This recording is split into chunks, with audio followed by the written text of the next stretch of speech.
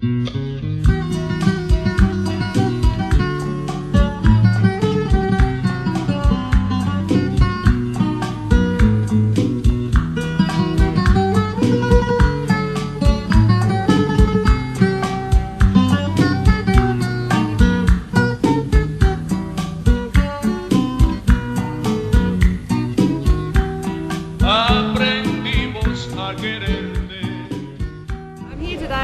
support of the struggle of the Colombian people for their struggle for justice. Colombia is a country that suffers much repression against workers, Indigenous people, and many others, up to 3 million people displaced in Colombia. We're here to tell the Colombian Consul that we're sick to death of hearing reports of systematic intimidation, violence, repression, assassination of trade unionists in Colombia. This is about fundamental human rights. We're not talking about huge wage increases. We're not talking about leave. We're talking about those basic fundamental rights that are enshrined in international law. Workers the world over have to stand up for the Colombian working men and women.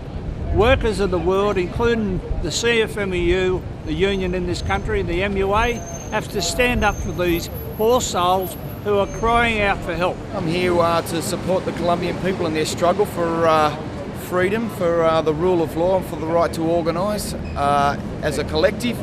And I'm also here, unfortunately, because for some Colombians it's a matter of the right to live on their own terms. We call on the Colombian regime to enter into an agreement of political, social and industrial inclusion of the above-mentioned peoples, to recognise the human rights of such peoples and an end to the persecution of political and social movements in their country. There's a lot of workers here that support their cause, and wherever, as our speakers here today said, as long as there's these kind of injustices going on, as other workers from overseas, we'll do our best to unify and bring an end to this persecution. I'm here today in support of the Colombian workers, particularly the 7,000 workers who are incarcerated in jail merely because they're struggling to get a better deal, to get a decent bit of food, to get decent shelter. There is a corrupt regime in Colombia. It's being supported by the Americans.